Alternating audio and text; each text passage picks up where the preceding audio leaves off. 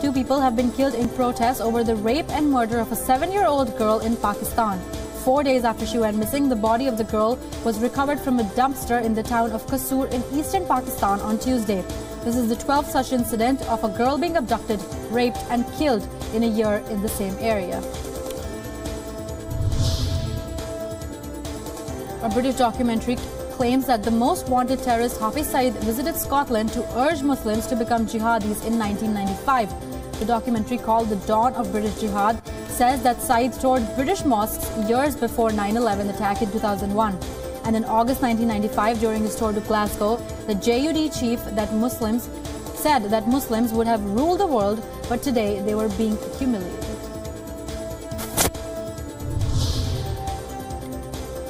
China will be funding construction of the Afghan counter-terrorism base in Badakhshan province. The decision to build the facility was taken during Afghan defense minister's trip to China last month. Analysts say that China is funding the establishment to keep an eye on the Uyghur Muslims in the region. The largest group of Uyghur militants reside in Badakhshan province, from where they easily move to China. Qatar is seeking international arbitration to end the blockade imposed by 3 of its Gulf neighbors and Egypt. This comes days after a UN probe report said that the blockade was negatively affecting the people of the region. The report suggests that the measures taken to impose the blockade are much more than a diplomatic tension, but a well-planned economic warfare against Doha. US President Donald Trump welcomed the possibility of talks with North Korea, but said that it was far from clear whether they would pay dividends. The White House has said earlier that Trump told South Korean President Moon Jae-in that the United States was willing to talk to North Korea at the appropriate time and under the right circumstance. President Donald Trump has said on Wednesday that his administration will examine whether U.S. libel laws can be strengthened after a new book questioned his mental fitness to serve as president. In the book called Fire and Fury Inside the Trump White House, author Michael Wolff has questioned Trump's mental fitness, portraying him as childlike with a short attention span. Death toll due to California mudslides has risen to 17. Dozens are still missing, and a dramatic rescue operation was caught on camera as rescue workers pulled out a teenage girl who was stuck in the thick mud. The girl was covered head to toe in mud, but was able to walk with the help of rescuers.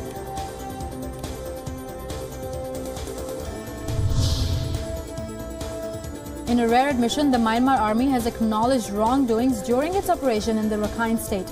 In a statement, the military has said that security forces and Buddhist villagers killed 10 Rohingya Muslims whose bodies were found in a mass grave in a village in the troubled state. The military has also said that villagers and members of the security forces have confessed to the crime.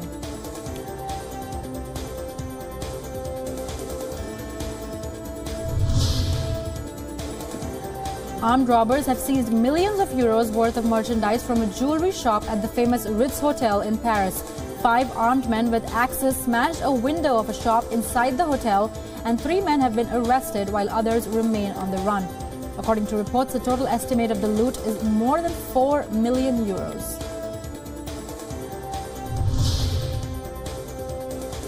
Flanked by a group of bipartisan lawmakers who supported the legislation, U.S. President Donald Trump signed the Interdict Act into law on Wednesday. The law provides Customs and Border Protection agents with the latest screening technology to prevent the smuggling of illicit synthetic opioids like fentanyl into the United States. Trump has said that an estimated 20,000 Americans died as a result of using synthetic opioids in 2016.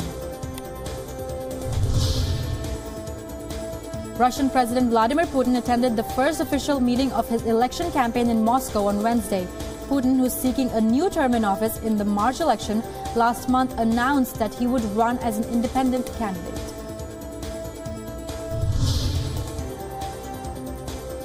Russia reaffirmed its support for the Iran nuclear deal that Donald Trump has rejected, on the eve of a deadline for the U.S. president to decide whether to reimpose oil sanctions lifted under the agreement.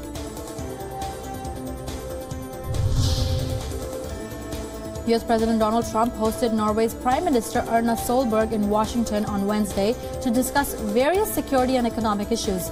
The two leaders met at the White House to talk about a range of topics, including NATO and the fight against Islamic State, as well as bilateral trade and investment. Britain's Duchess of Cambridge is on a visit to an English school supporting children's mental well-being, said social media can get so addictive. On her first public engagement of the year, Kate Middleton said that the online world becomes part of our lifestyle when she spoke with the pupils aged 13 years old and older at the Reach Academy, Feltham, to discuss the challenges they face. An oil tanker that collided with a firefighter off China's east coast on Saturday was still on fire Wednesday as firefighters and search efforts for the tanker's missing crew members continued for a fourth day. The Panama-registered oil tanker Sanchi drifted about 65 sea miles northeast of the collision site in the Yangtze River's estuary Wednesday morning.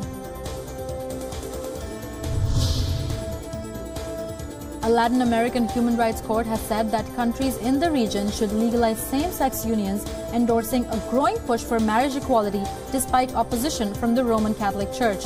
The Inter-American Court of Human Rights decision came in response to a petition submitted 2 years ago by Costa Rican president who had vowed to increase rights for lesbian, gay, bisexual and transgender people in the majority Catholic country. Demonstrators in Tunisia defied the threat of a security clampdown as they spilled onto the streets of the capital and at least 4 other towns for a third night of violent protests fueled by economic hardships. Police fired tear gas to disperse crowds in Tunis and in Tebora, a small town nearby where one protester was killed on Monday.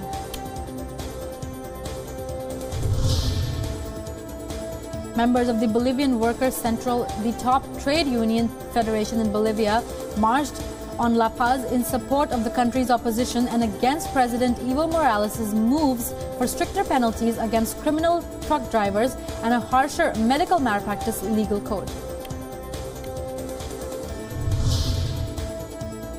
The Peruvian nunciature unveiled the Pope mobile that Pope Francis will use during his trip to Peru later this month. 3 modified Chevrolet Traverses will transport the Pope in front of crowds during his visit to the South American country.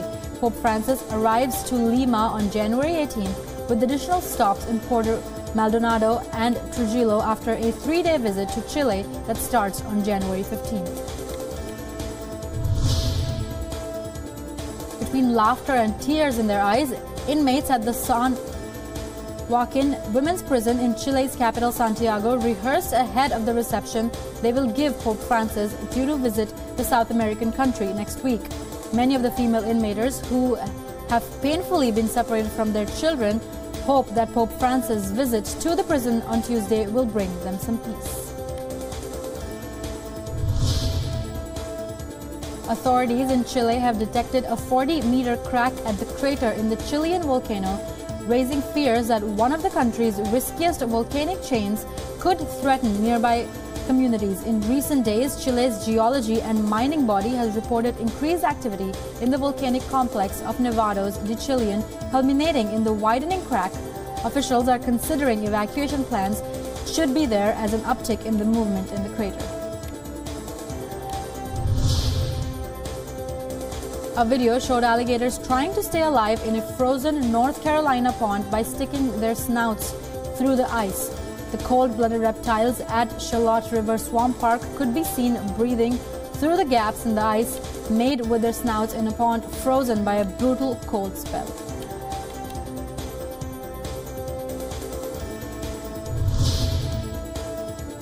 An energetic Dutch Spaniel type dog and a relaxed French rabbit hunting hound joined the canine registry of the American Kennel Club on Wednesday. The 2 breeds were introduced at the club's headquarters in New York and joined the world's largest purebred dog registry that now recognizes 192 breeds.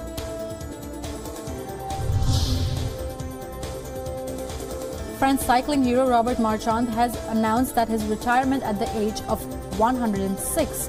Last year, Marchand pedaled for 14 miles in an hour, setting a new record for his age group. The category had to be specially created for him, and he had no competition. His retirement is nearly twice the average retirement age in France and 3 to 4 times the age at which top-notch athletes usually bow out.